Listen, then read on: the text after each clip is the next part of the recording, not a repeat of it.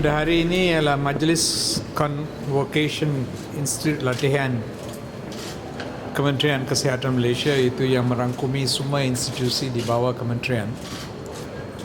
Dan kementerian mempunyai berapa? 27? 33 buah institut latihan di seluruh negara yang memberi latihan di dalam pelbagai jenis bidang selain daripada menjadi doktor atau doktor bergigian lain. So, pada hari ini mereka yang diraihkan dan mendapat sijil, diploma dan sebagainya terdiri daripada jururawat, pembantu farmasi,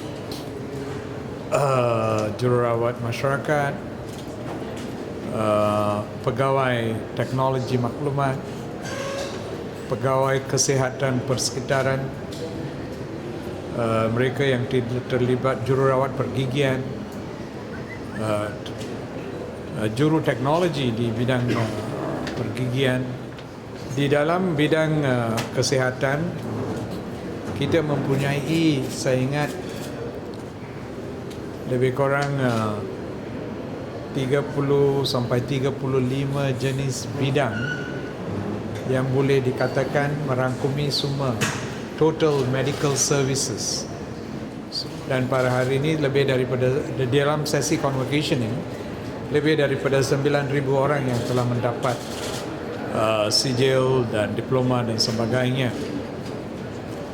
Mereka berfungsi sebagai satu pasukan. Semua anggota di dalam pasukan itu kena kerjasama dan berfungsi bersama. Kalau satu pihak tak kerja, susah. Doktor saja ada baik, jururawat tak baik, tak dapat kesan yang baik juga. Selain daripada itu, kebanyakan daripada mereka kadang-kadang mereka bertugas secara persendirian, khususnya di dalam klinik-klinik desa, klinik masyarakat, klinik kesihatan di kawasan-kawasan yang lain, di mana tiada ada doktor, kadang-kadang doktor lawat saja.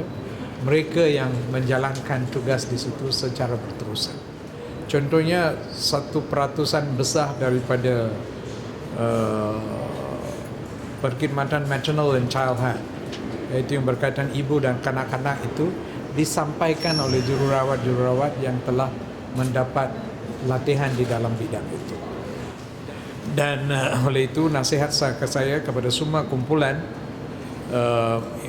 ini, kumpulan allied medical professionals yang lain, supaya mereka mengambil berat tentang tanggungjawab mereka, mempunyai sikap untuk kerja sebagai satu pasukan, supaya matlamat kerajaan untuk menjadikan Malaysia sebagai salah satu daripada negara yang mempunyai perkhidmatan kesihatan yang paling baik di dalam dunia itu boleh dicapai.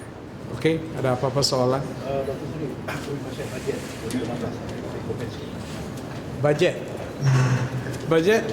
2016 ini adalah satu bajet yang dibentangkan di dalam satu suasana ekonomi yang boleh dikatakan tak berapa memuaskan. Kita semua tahu tentang ekonomi global pada keseluruhannya. Nombor 2, tentang krisis harga minyak. Dan negara kita, bajet kita banyak bergantung kepada pendapatan yang kita dapat daripada minyak. Itu mempunyai kesan ke atas overall capacity kerajaan untuk mengeluarkan dana yang lebih banyak. So daripada sudut itu, saya terima bahawa kita tak boleh minta banyak di dalam bajet ini.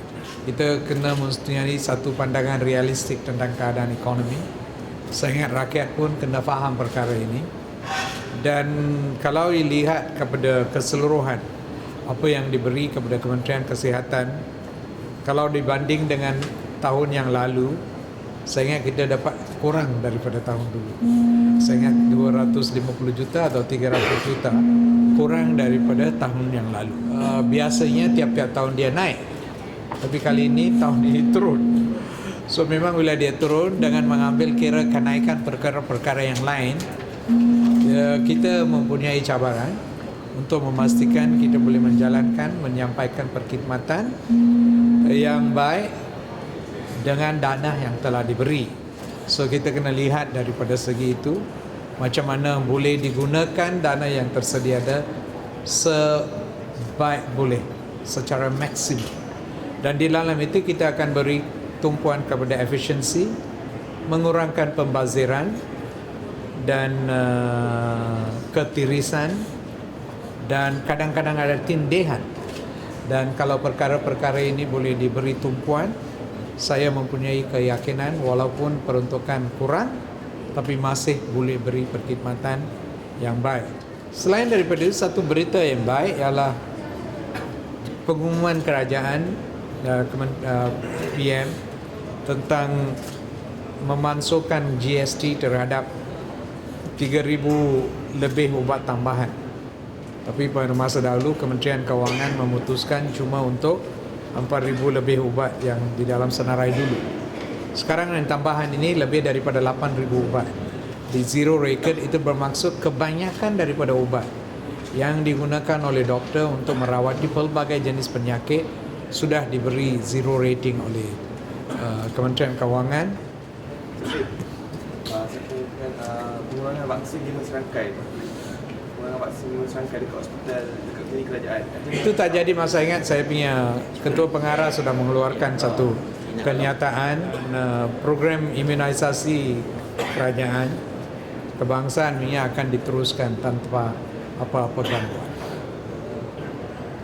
So with this additional medications exempted from GST, like private hospitals, will the cost reduce? Sure, the medication cost should go down. That 6% GST which they were imposing before should not be imposed now.